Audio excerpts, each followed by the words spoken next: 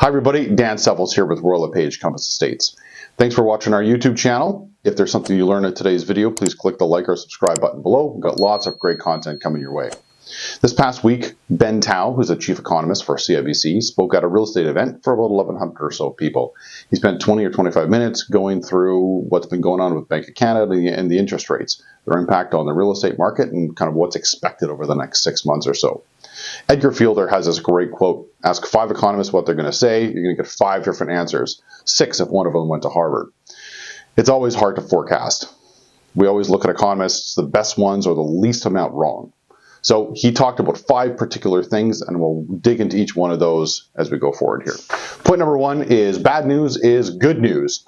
In a world where we live, then we're looking for lower interest rates to spur activity in the real estate market. The more bad news there is related to the economy, the lower the inflation is going to come down, and the more inflation comes down, the lower interest rates are. And of course, that's what we're looking for. The next point is that the Bank of Canada is no longer going to tell us ahead of time what they're going to be doing.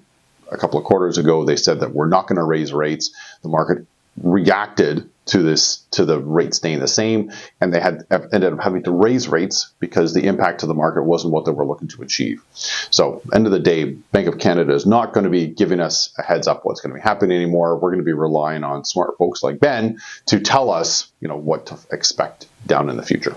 The next point is that the Bank of Canada likely overshot what was needed by about 0.5 percentage point the last time that they did an increase. So they did this because, according to Ben, they're looking to have a little bit of a buffer zone built in.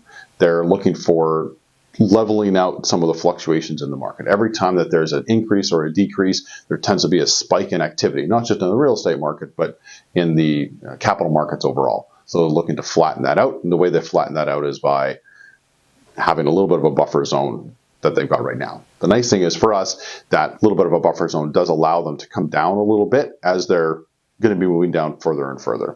The fourth point is, how far is it going to come down?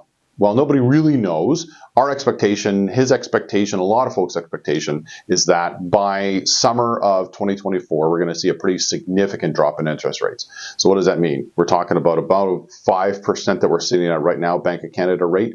We're expecting somewhere between a 1.5% and a 2% decrease, meaning that we're going to be between 3 and 3.5.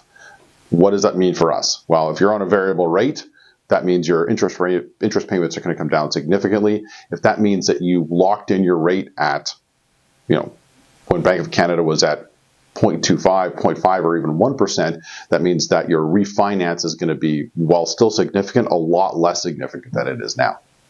The fifth point is not from Ben, it's from me. Are we at the bottom? It's a question I get asked almost every day, certainly every week. Are we at the bottom of the market? Have we seen the bottom of where things are going to go? My expectation is, man, if we're not at the bottom, we are certainly very close. We saw a dip a few months ago. We had an increase. We had another decrease, as you can see from this chart beside me.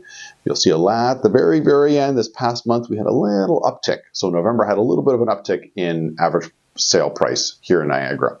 Now, average sale price is only one factor as we determine health of the market, but it's definitely a positive trend. So are we at the bottom of the market? I hope so. I think so. I think we're very close to it if we're not at it.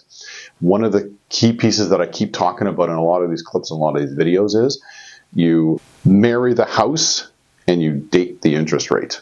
Buy the house, get the aggressive price that we're looking at as prices are certainly come down significantly from the COVID high. Rates were going to come down. The chance and the likelihood of rates going up, well, nobody can promise anything, and I'm certainly not an economist, and I'm certainly not part of Bank of Canada, but everybody's expecting they're going to come down. So if you get a variable rate attached to your mortgage, you're going to get an aggressive price for a home, you refinance as you go down, and the cost and affordability attached to housing is only going to increase. Thanks so much for watching, everybody. Appreciate your time.